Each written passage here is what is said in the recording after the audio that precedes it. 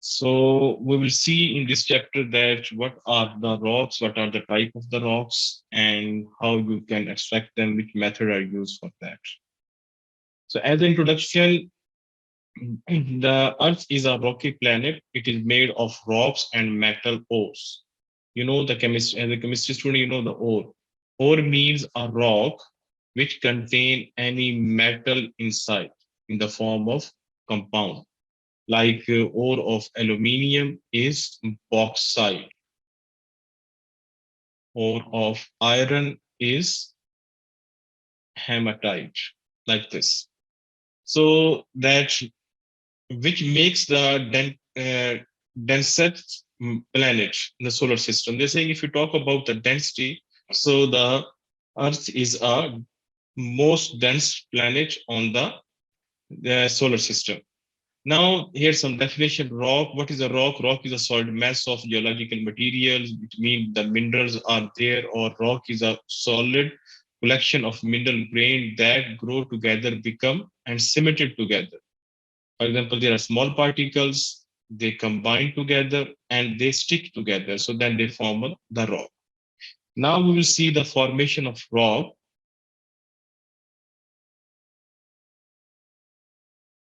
Formation of a rock, the planet was formed. They're talking about the history of the planet that 4.5 billion years ago that came into being, and then they have the force of gravity pulled the heavier elements and forming the core. So now, if you talk the structure of the Earth, so you'll find the inner part of the Earth. This one, it is known as inner core, and this yellow one they are known as outer core. In other words, you can say that you can divide this in one, like this one. This is all core, and this core is divided into two parts: inner core and outer core. And after that you have the mantle, this part, this one, and after that the upper one is known as the crust. Okay, the most outer side or the most upper part is known as crust. So this is the main, you can say, if you do the cross section, like in biology, you do the cross section, mean you cut something and you'd see the layer. Same way, if you do the cross section of the earth from a side, you will find these different structure in the earth. Or you can divide the earth into different in terms of its layers. Once again, if you are going to see in further, because these are the different, in different books, you will find the different diagrams. So I try to give the common ones here, which are mostly there. So again, you have this is the inner core, then this is outer core, then this is the lower mantle, and this is the upper mantle, and this is the crust. You can find also this one in such a way. Then again, this another diagram. You see this diagram, let me enlarge it.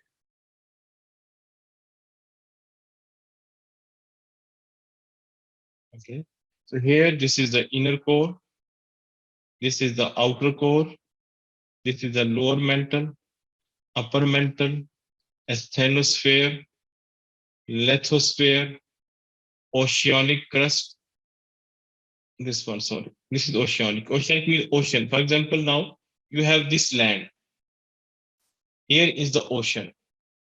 And this ocean, the bottom of this ocean is known as oceanic crust. And this flat land is known as continental crust. So here in the exam, they will not ask in such a way that the lithosphere, asthenosphere, but the previous diagram which I have shown to you, you should know about that one. What is that? For example, this diagram and this diagram. And after that, you should know the difference between oceanic crust and the continental crust. Oceanic crust, again, simply in the ocean, the bottom of the oceans, that is known as oceanic crust. And if it is a flat land and no water, so that's known as continental crust. So you should aware of these things.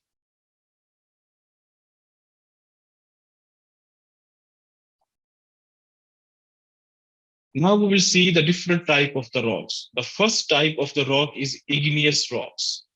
And if you talk about the igneous rocks, so first of all, we see the definition, what is the igneous rocks and how they're formed. Igneous rocks they came from the Latin word, and that mean is fire. The igneous word is a Latin word. You can say it is derived from a Latin word, and that means fire. It means that igneous rocks from when some comes from something really hot. And what is that? They're saying that igneous rocks form when hot molten rock crystallized and solidified. Now, if you have a rock and rock is in a molten form, and then it will cool down, and cool down, it will become in the form of crystals. So that is known as igneous rock. So this is called igneous rock.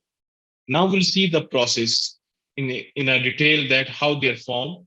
When molten rock from the crust and the upper mantle cools, igneous rocks are formed. The molten rock is called magma. When the rock in the molten form, in the liquid form, that is known as magma. When it is still in the below the surface, and when it's come out, it's known as lava. For example, this is the earth. And if the molten rock is here, this is the molten rock. So at that time, it's known as magma. But if it will burst the surface and come out, that is known as lava. So this is the main difference between magma. Magma and lava both are molten rocks. But when it is under the ground, it is known as magma. But when it comes out of the ground, that's known lava.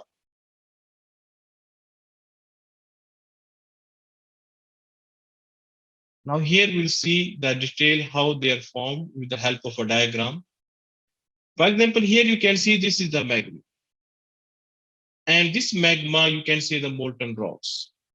And when there is a magma down due to high temperature and pressure, it tries to come out. And it doesn't mean that all the magma will come out. Some of the magma, it will cool down here without coming out. Here, this magma will cool down within coming out. And here, some of them, it's come out, then it cool down.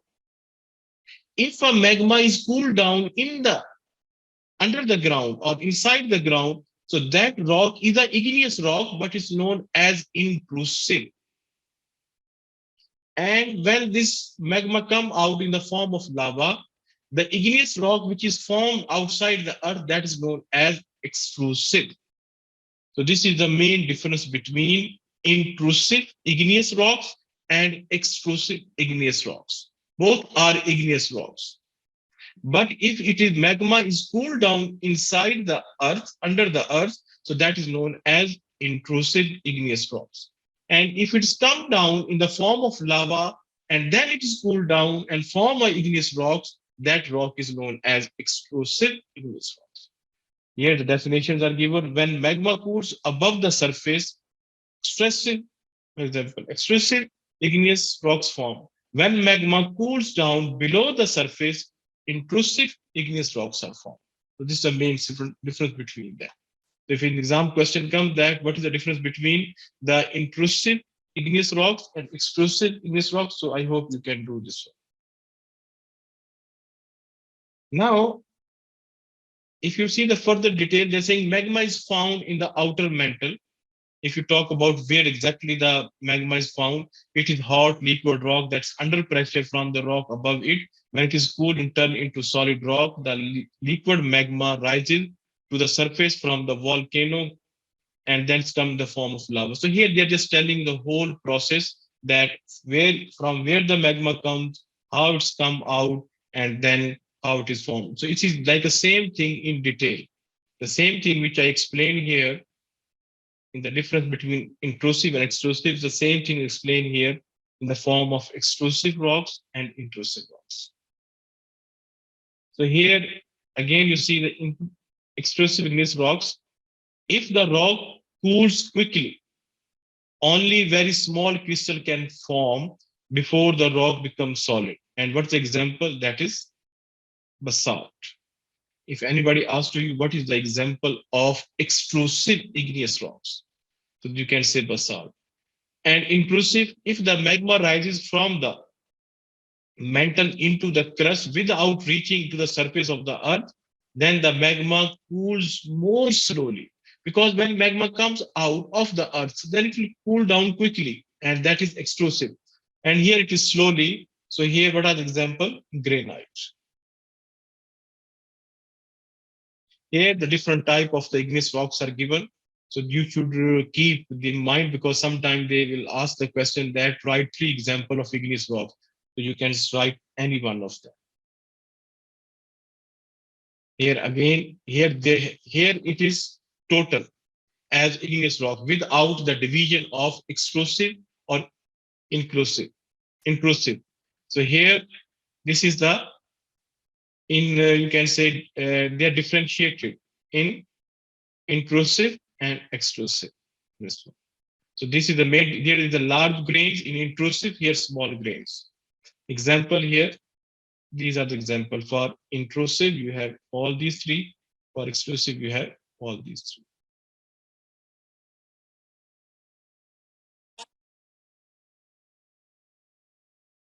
After that, the other one is the sedimentary rocks. The other type of the rock is sedimentary rocks. Now, what happened? How the sedimentary rocks are formed? See the first process. What is the first process? Eroded sediments. For example, if this is the land, the weathering, we studied the weathering. Weathering means that if you have a rock, this rock will break down into small pieces. That is known as weathering. How it will break down? It can break down due to heat. It can break down due to weather, like rain, like snow. Okay, so maybe due to wind. So these rocks, they break down into small pieces, or you can say the small pieces come out from the rock. So this is known as weathering. And when these small rock pieces, they come and move from one place to another, so then is known as eroded or erosion. When they move from one place to another, that's known as erosion. So this is the main difference between weathering and erosion. Weathering means the small parts or small particles are come out from a rock after breaking from due to heat and due to weather conditions. And erosion means those small particles, they move from one place to another. So they're saying that these small particles, they move from one to another with the help of water, with the help of rain, and they start to collect it over each other. And then the more and more layer comes, you can see the diagram too. When the more layer comes here, so they press the downward. And here the more layers, they comes on this one and they press this one, and slowly, slowly, the sedimentary rocks will form. So if you see the name sedimentary, it means it is made by sediments. What are the sediments? They are small rock particles which break down due to weather conditions. So this is the way how the sedimentary rocks are formed. Here, another diagram here. Same, first of all, you have erosion. You can see the first one. Erosion means the particles, they move from one place to another. Then you have deposition, mean the particle, they come close to each other, or they, you can say, gathered at one place. That's known as deposition. Compaction, the particles, when they come near to each other, more particles, they will compress them. When they compress them, they are really close to each other and they are symmetric. So they stick with each other. So this is how a sedimentary rock is formed. So if you can here also do in like in a sequence, so you can say erosion, deposition, compaction, and cementation. So by these are the 4 steps by which the sedimentary rocks are formed. And if you see, this is all the same definition and in explanation here, how the rocks are formed. So if you go through this one, So you can easily understand this one. And if any questions, so you can ask me later on if you have time. Now, examples of sedimentary rocks. So these are the example like igneous rocks. We have like basalt, granite. So they have sandstone, shale, limestone. So these are the examples of sedimentary rocks. So you should know their names because sometimes they ask the example in the exam paper. After that, you have the third type that is known as metamorphic rocks. Metamorphic rocks, if you see the details, you will find that metamorphic rocks, they are formed, for example, due to existing ones. For example, here you can see, okay, here they are created from existing rocks. When the heat and pressure or both causes changes in the rock crystals without melting the existing rock. The existing rock is therefore changes in structure, becoming a metamorphic rock. What does it mean? You have a rock already. And if on this rock, if the temperature is increased or the pressure is increased, they will apply the high temperature and pressure under the ground, automatically happen. So that rock will convert into metamorphic rock. And which rock already we studied? We already studied sedimentary rocks and igneous rocks. So it means that these rocks, if you will provide the heat, I'm not saying you provide heat, means if they will get the heat and high pressure, so these sedimentary rocks and igneous rocks can be converted into metamorphic rocks. And metamorphic rocks are usually harder than sedimentary rocks. The examples of the metamorphic rocks are the marble and the slate. It means that when you apply a high pressure or when high pressure and temperature applied on sedimentary and igneous rocks, so they can be converted into the metamorphic rock. So here you can see again with the help of a diagram. So you can see that for most metamorphic changes and happen due to elevated mean increase in temperature and pressure. Occur few kilometers below Earth's surface into upper mantle, and where they are found few kilometers in the Earth in the upper mantle. The two locations for metamorphism mean the process in which the metamorphic rocks are, you can say, produced or formed, that's known as metamorphism. Contact, there are two reasons. One is contact, other is regional.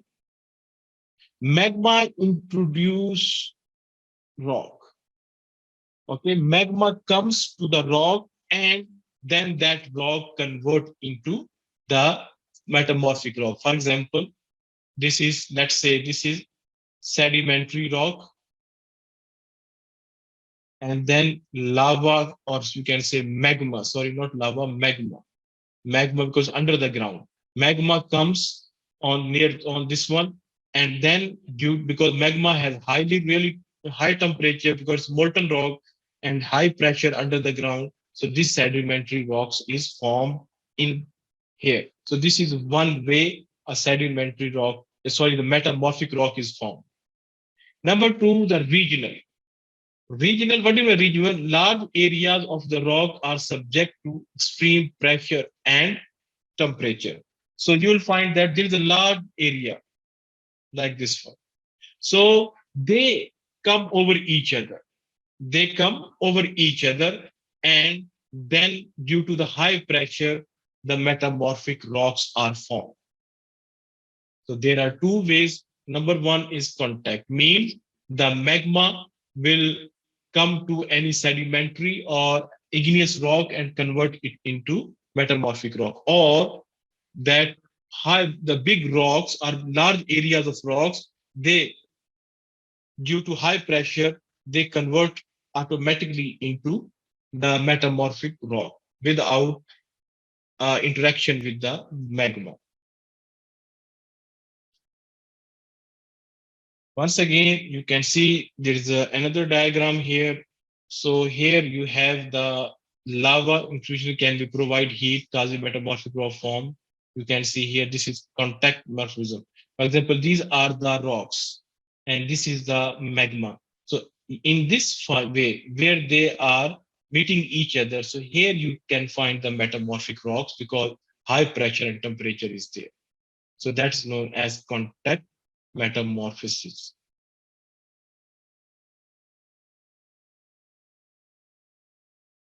Again, another diagram is the same diagram shows that here is the contact. So can you repeat the last one? I did not get it.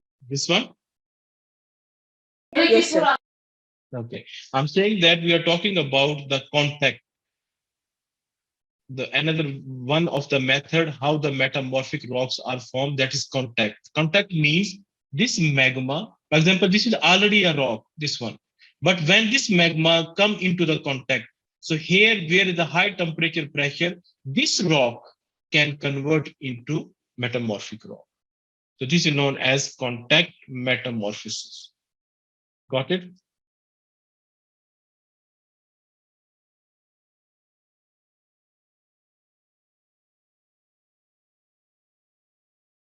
Okay. Once again, here they have difference between contact and the regional. See here, here there are, you have the rocks, and due to high pressure and temperature, no magma here, no magma. But these are the large rocks under each other. So this is a high temperature and pressure. The temperature can be changed and high pressure, the pressure can be high. So then metamorphism can be increased. Sometimes only high pressure can convert the metamorphic, make a metamorphic rock. Sometimes the high temperature can do this one. Sometimes both temperature, high pressure and high temperature, they result into metamorphic rock. So if you see the low temperature and the high pressure, so one is enough. Either temperature should be high or pressure should be high, you can get metamorphism. So no need to be confused that why it is written low temperature. So because in the definition, they have told you that they can be due to high pressure or high temperature or both together. So then metamorphic rocks are formed. So here, if you see this area, you will not find any lava or magma here. So here metamorphic rocks are formed because they are the large rocks. They apply pressure and then the metamorphic rocks are formed. But if you see this diagram, here the magma is there and metamorphic rock which are formed near this one due to this magma. So that process known as contact metamorphism. Sir, can you repeat again the difference between the regional and the contact metamorphism? Okay, again, I'm telling you, please try to understand this one. Now, metamorphic rocks. Now you know the metamorphic rocks. What are they are rocks. For example, they are formed from existing rocks. What are existing rocks? We have igneous and we have sedimentary. So sedimentary or igneous rocks, they can convert into metamorphic rock. But for that, what they need? They need high pressure or they need high temperature or they need both of them.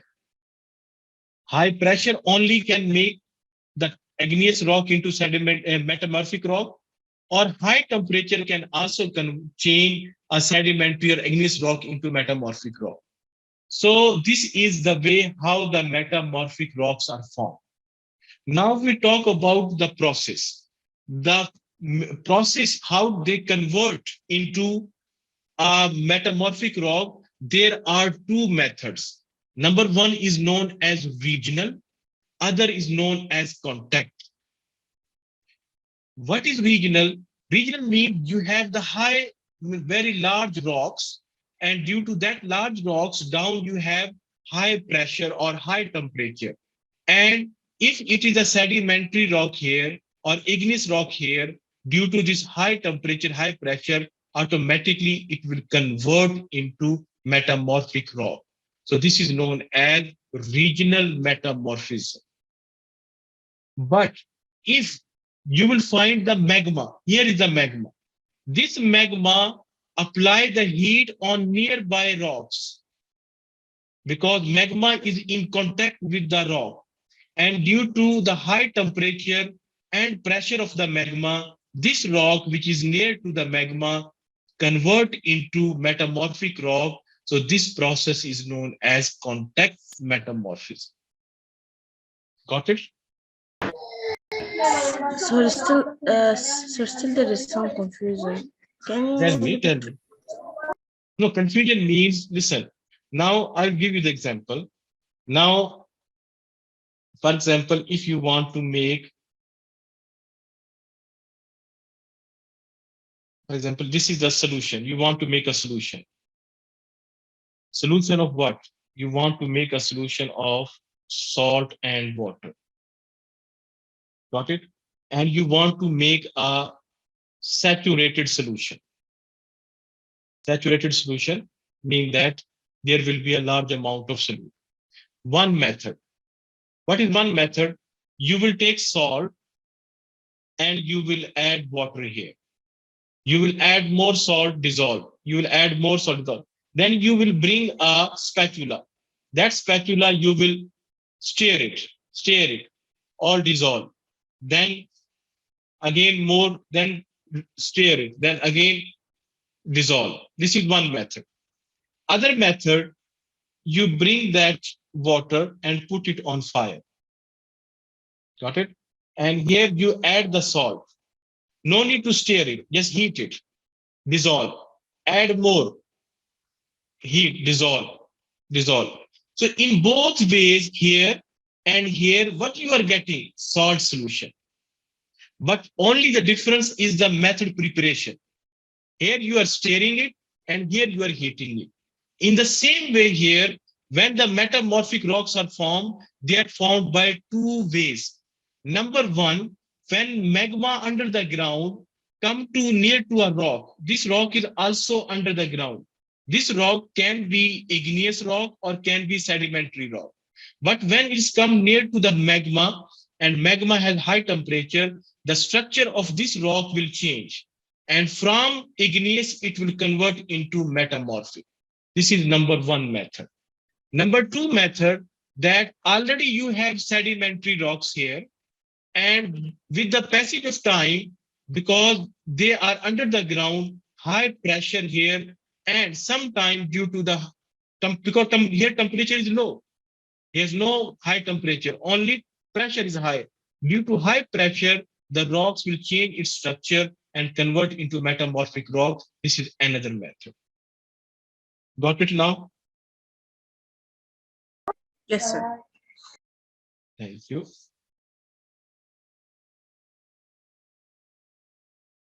These are the examples of the metamorphic minerals, means the examples, you have the talc, you have chlorite, you have epidotes. So these are examples you should know.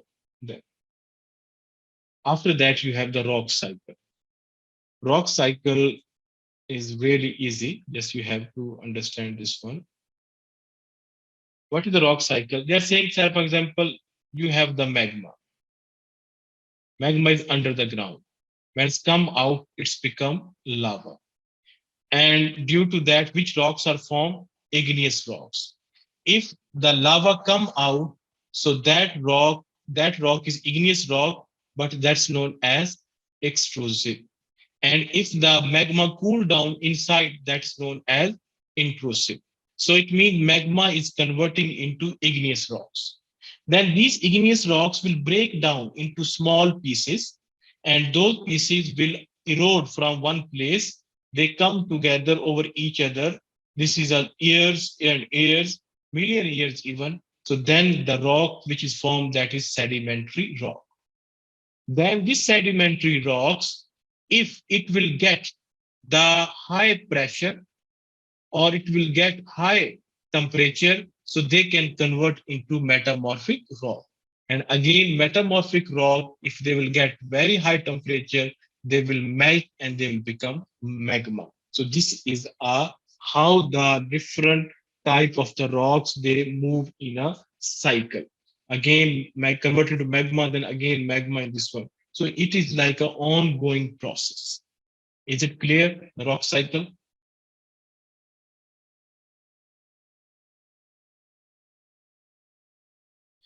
Here they have explained it in a diagram. For example, magma. When magma cool down, crystallize, it which rock is made? Igneous rocks. Igneous rocks, they erode, make sedimentary rocks. Sedimentary rocks, they first they make sediment. The sediment they compact, cemented, make sedimentary rocks. And these sedimentary rocks, if they get high temperature and pressure, they become metamorphic rock. And again, metamorphic, if they melt, again they become magma. And metamorphic rock, again they can break down into small pieces into sediments. Again they can make sediments, so they are interlinked with each other. They are interlinked with each other, so you should check that one. So these are the characteristics. We will start. So now we'll discuss the characteristics of the different type of the rocks here in the form of a table: igneous rocks, sedimentary rocks, and metamorphic rocks. And first you can see how they are formed. They are made from the liquid magma and how this cool down. And then you have mineral crystals sometime present, and it's the size, and fossils present, no. So like this, they are different categories. So you can just check them. The same we discuss.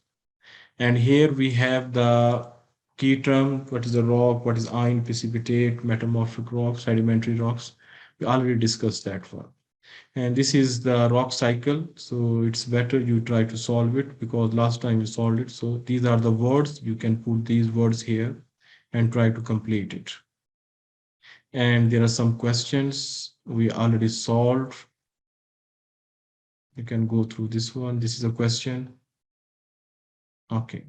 Now the topic is extraction of rocks and mineral from the earth. Now, whenever you want to do the extraction, so you will not start the extraction directly. So first of all, you should make some research, you will make some, you can say a study, and you will make some experiment, and then you will make sure that you have the minerals in this area which you required, then you can start doing this one. So for that, first of all, what is the steps? You have to explore the minerals. You have to find the minerals. So the first technique which is used to find the mineral is known as prospecting. Prospecting, what does it mean? The people will go near that area, or in that area, they will take the small pieces from there, and those rock pieces are the part of the rocks. They will do some experiments, they will examine them, and after that they can find if there is any minerals are present or not. So that is known as prospecting. And in prospecting, the people go physically on that place and take the small samples from that place and investigate them in the lab. After that, remote sensing. In the remote sensing, you have to see, if you see the word remote means no need to go on particular place. So here is a process in which information is gathered about the earth's surface from the above. They are doing all research from the above with the help of photographs, and that area taken from the air. That then, after taking the photograph, the images are carefully analyzed for mineral presence, mineral present or not, mineral are present or not. Then aerial photography can cover more ground than a person on the surface. They're saying this technique is really good because when you are taking the picture from the above, so you can cover, you can survey the more area. Instead, you will send the people on that particular area. So here they have given the example. If you see the diagram carefully, so if you see the different, they have site 1 here, and then this is site 2, then site 3, like this. So there are the chances. from here is not 100%, but this is they will conclude that there are some chances that these mineral can be present there. In the exam, they will not ask all these things, but I'm just giving you how the picture look like, that when they do the photographic, because these photographs they can take by uh, satellite also, they can by the plane also, and these are the infrared images. You cannot, they are not like the real picture. So the main thing that you should know the this meaning, okay, and you should know the definition, a process, this one, the steps. After, and this is also, for example, here you can see this is the real diagram if when you take it. But when they will see in computer in a special program, so it will give you different colors. And due to that different colors, they will find that there are chances of some rocks are present here. So this is the, you can say another technique. And after that, this is another picture of that one. So here they are saying that this is the, for example, this is Saudi Arabia and Syria. Between that one, they have basalt. So also you can find this type of diagram. So here you no need to memorize the diagram. Whenever the diagrams will be given to you, you'll find this key here. And then you should only want to explain it only. What do you mean by this one? It means, for example, I'll say basalt. Okay, basalt is here. In which area basalt is found? I'll say Safavi area, like this. And where's B3 formation? You can say Al Jaf, Al Hassa, like this. So no need, just I'm giving the examples so you will aware. Formation of what exactly? Hello? Formation of what? I'm saying that if they will give you a graph, for example, they will give you the graph like this, and they will give you the key also. For example, they can ask a question. Okay, in which area of Saudi Arabia you have the reserve of the basalt? With the color, you can go this area. Like this only, like we are doing for other graphs. Only you have to describe in such a way.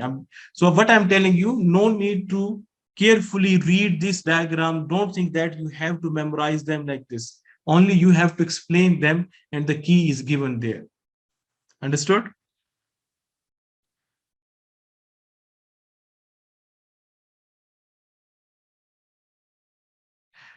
Another method that is known as radiation detection. So here they're saying that minerals or the rocks, they are releasing the radiation all the time. And if you take the, you can say infrared, or you can say the satellite pictures, so they can also help you to find the areas in which the minerals are present. That is known as radiation detection. What is that? Mineral deposits are weathered at the Earth's surface, forming mineral oxides. So they are saying that the mineral, if they are on the Earth's surface, so they react with oxygen and they form oxides, mineral oxides. They can be detected by their unique radiation pattern recorded by a satellite and downloaded to a computer for analysis. So they're saying that they all the time, it's not, for example, if there is a mineral in this area, so naturally it will release the radiation, and every mineral, it has a different pattern of radiation. So with the help of satellite, they will take the picture of particular area, and then that picture they will put inside the special program in the computer, and they will get the image. And then from that, if they will carefully observe that one, then they can tell that there are some possibilities of minerals in that area. Can you mute the mic? Who is this?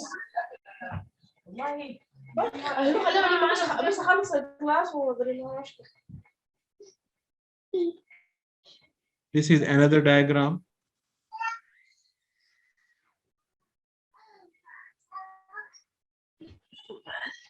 Satellite signals. Now, some satellites, they send the signals to the Earth's surface and collect the reflected signals. Some you can say signals can set. Please, can you mute the mic? Who is this?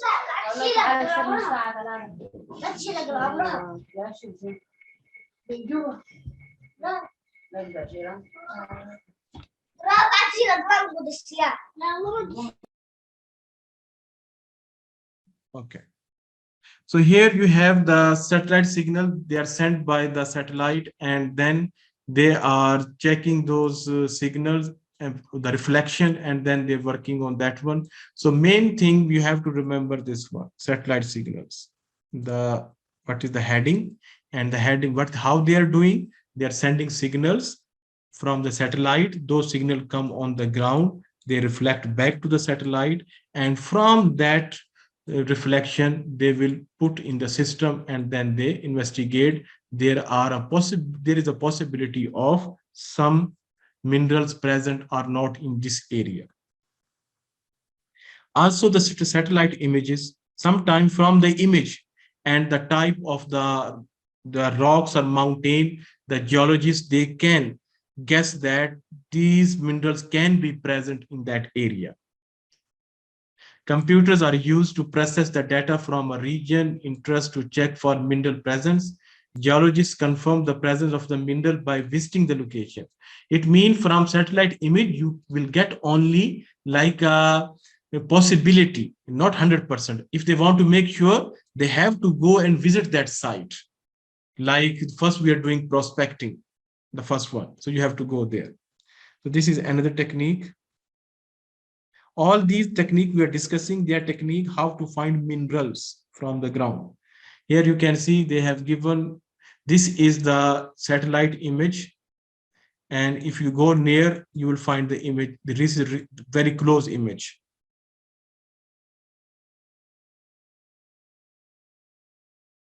The same way here. Now, geochemical analysis. Now, what they're doing, this is very important. Whatever the sample they are getting from the site, for example, they took the satellite images. From that, they have a possibility that, and that area, for example, this area, there's a possibility of minerals.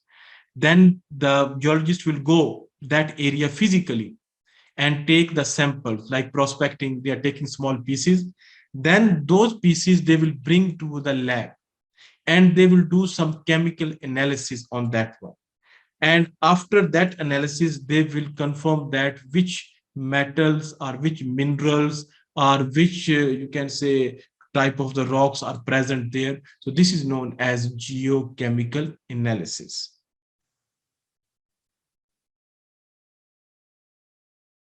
After that, geophysics.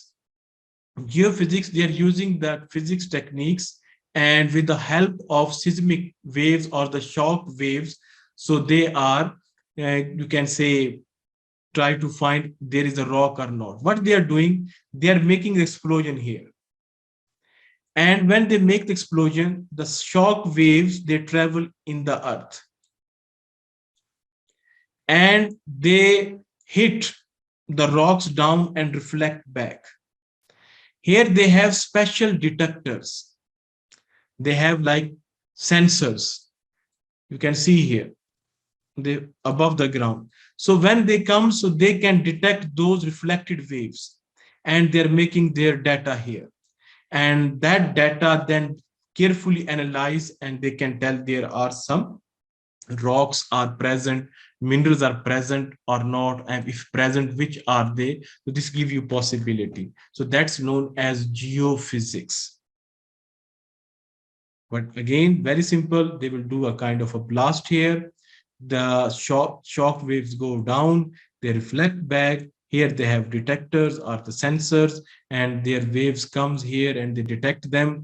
And they have a special machine and equipment. They will analyze the data, and after that they will confirm is there a possibility of minerals in this area or not. Methods of extraction. Method mean, okay, now you did everything and you found that yes, there is a mineral under the ground or on the surface. So how you will take it out from the ground? So that is known as extraction. So now we'll see the different method of the extraction. The first one is known as surface mining. It also known as open cast.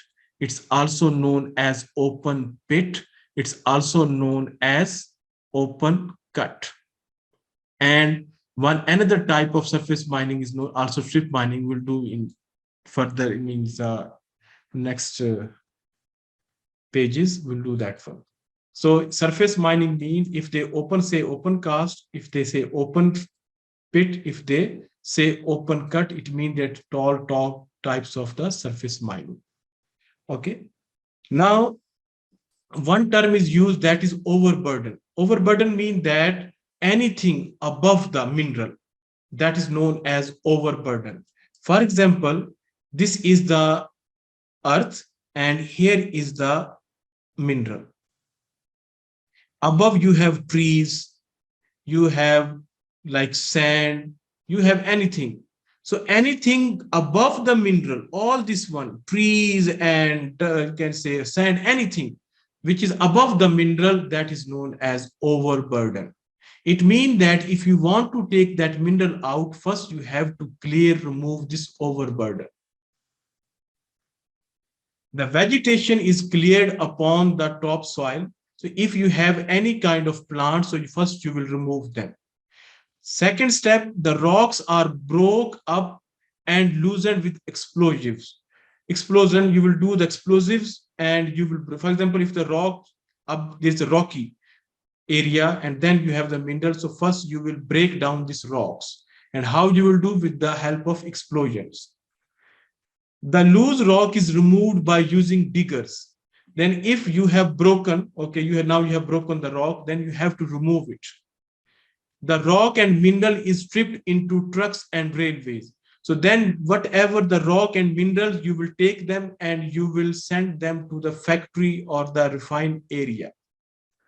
Building materials such as sand, gravel, and stone are removed from open pit or the open cast surface, that is called quarries. The question comes, what is a quarries? Means the sand materials, the building material, which one? Sand, gravel, and the stone, which comes during the mining, comes out from the ground when you are doing the mining. So that's known as quarries. The strip mining is used to mine a seam of minerals. Strip mine, for example, here, this is the all area. And here you have the minerals. But you will do the mining in like a strip, like this. You will cut only this piece area. You will dig only this area and take out the things from this area minerals, not all together. So it's like a strip. So this is known as strip mining. Okay, and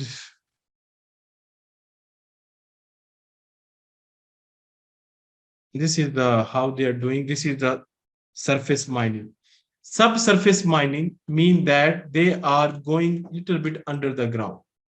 Okay, it includes deep and shaft mining. Subsurface mean under the ground. Vertical shaft is sunk down to the rock layer containing minerals. Horizontal tunnel. Now what they are doing here, they are going under the ground. And how they are going under the ground, they have different possibilities. They will make a shaft here, drill it down, and here is the minerals that take them out. Or they will make the like this, dig the ground like this, and then here they have the mineral.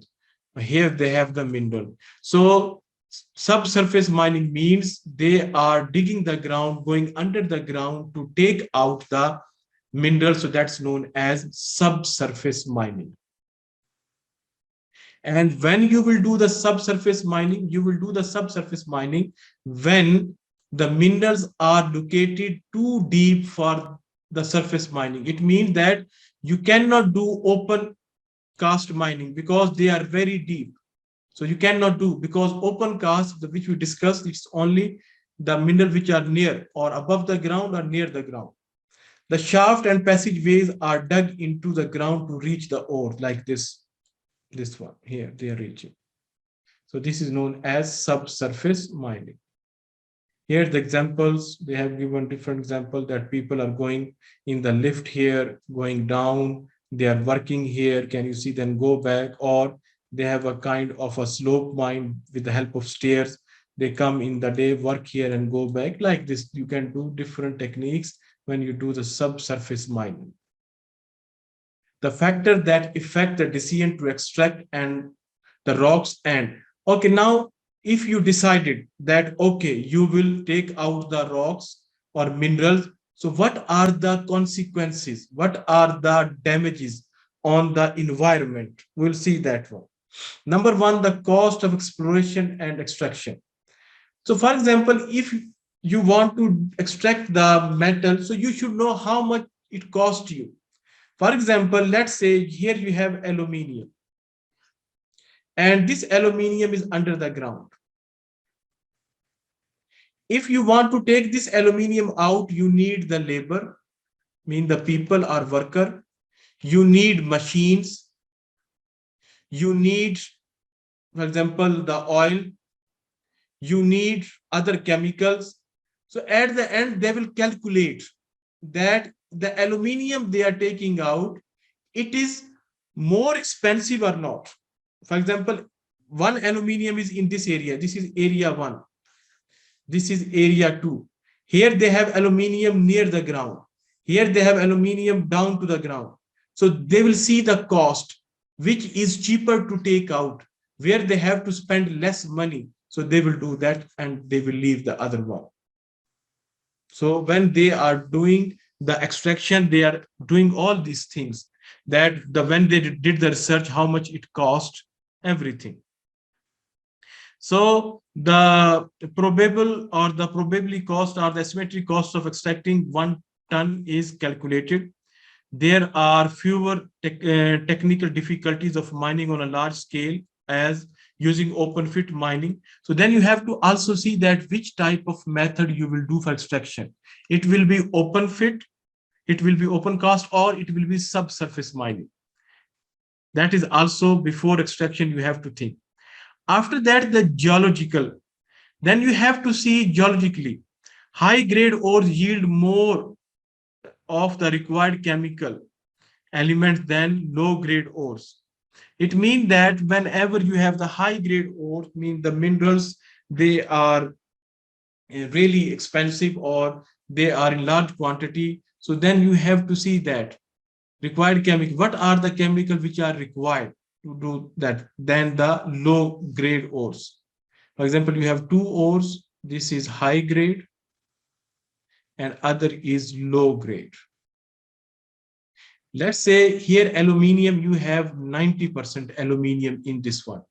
Here you have only 30%. Got it? So of course you will go by this one, for this one. Understand? So you have to see that if you go for the mining, so the minerals or ore is coming, it is high grade or low grade. Small deposit of high grade are more worth mining. That's also small deposits of low grade that are cannot be mined at profit. So they will leave them. They will not take them out as a reserve. Maybe when there's no other option, then they will take it out. Then accessibility. Okay, you are doing the extraction. Can you transport those minerals to the factory or the refinery or not?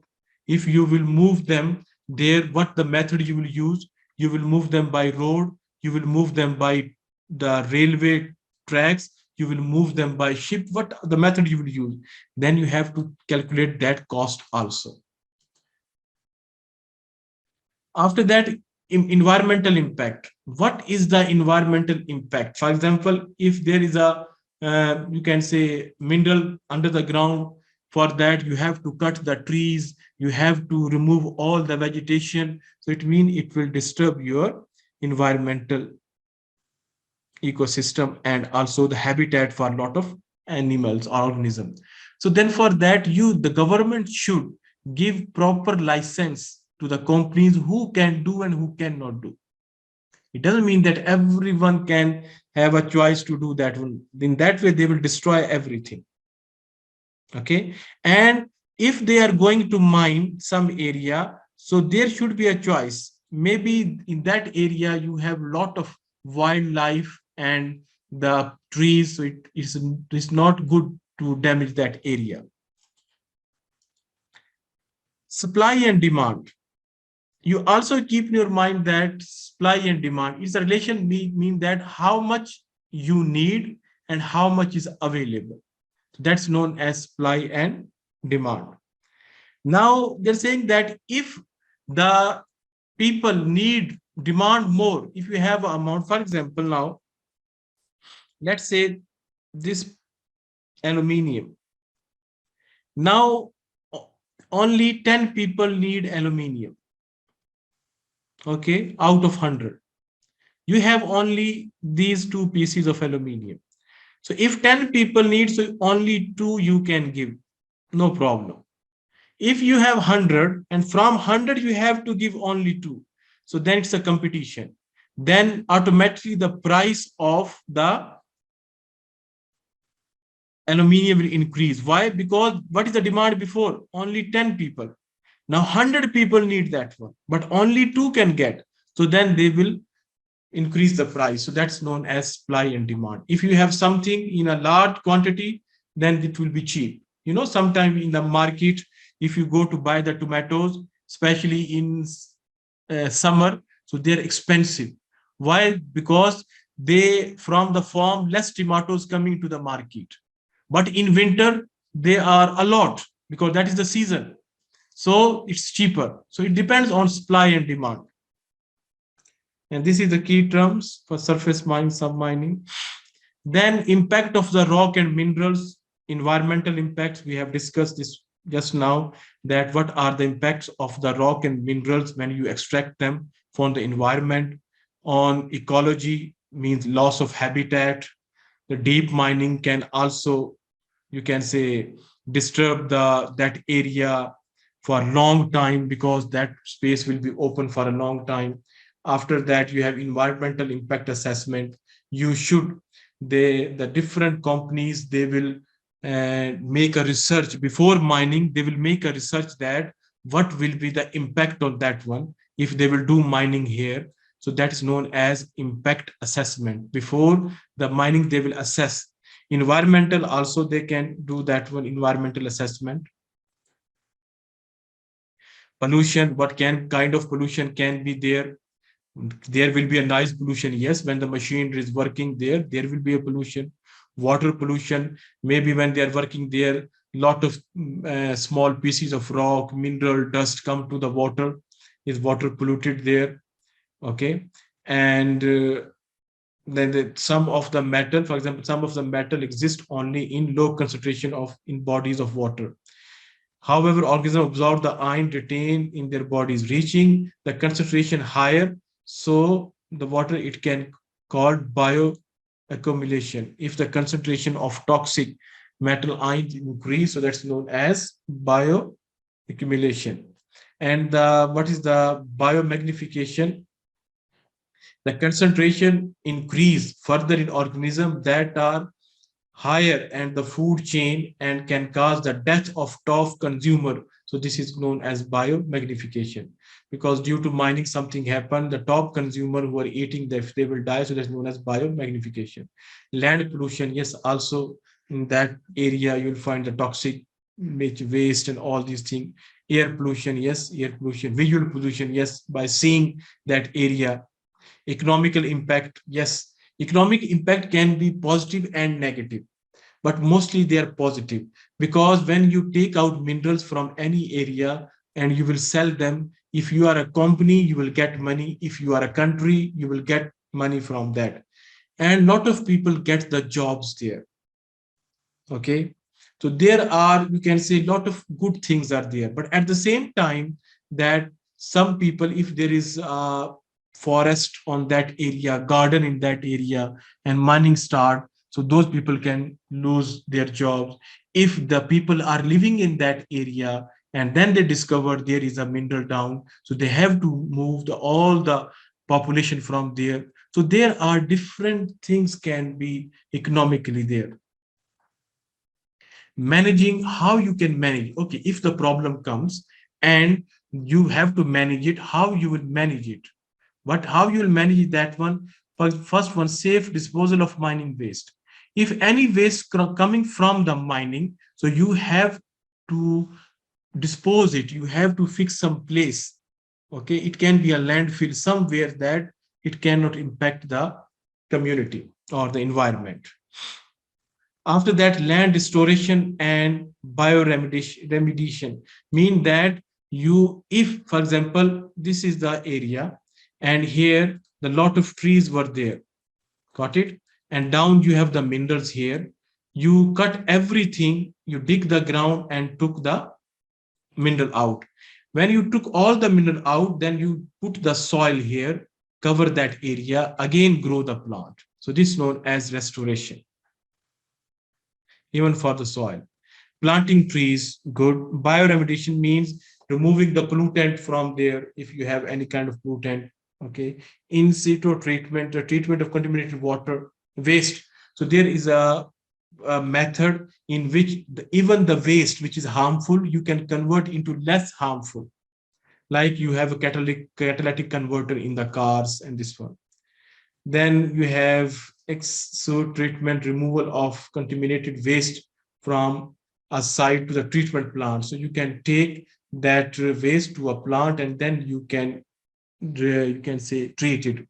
For that, you can take microorganisms like bacteria. They can absorb pollutant, they can break them down. Making lakes and natural reserves. So you can make the lake on that area several, and then you can also, you can say, improve the biodiversity of that area, the forestry of that area. Then using landfill site, if already you have some areas, they are already down. For example, in Saudi Arabia, you have the wadis like Wadi Hanifa and all these ones, like valleys. So they can fill those valleys by that landfill, that waste which comes from mining.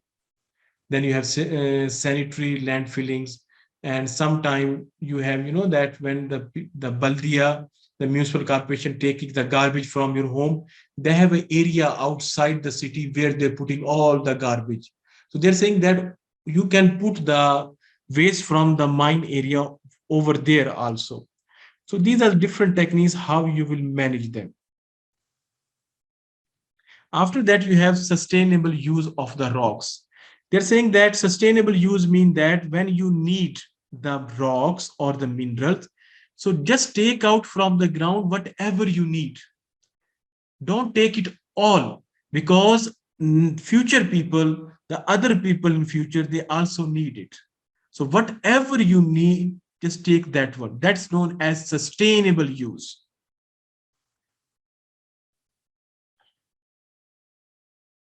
Then what are the strategies for sustainable use of the rock and minerals? Okay, how you can make it more sustainable? Increasing the efficiency of extraction of the rock and mineral. It means that if you want to take them out quickly, or you don't have a time for that, so you can increase the efficiency. You can put more labor. You can use the other chemicals, which will improve the efficiency, mean your work speed will increase.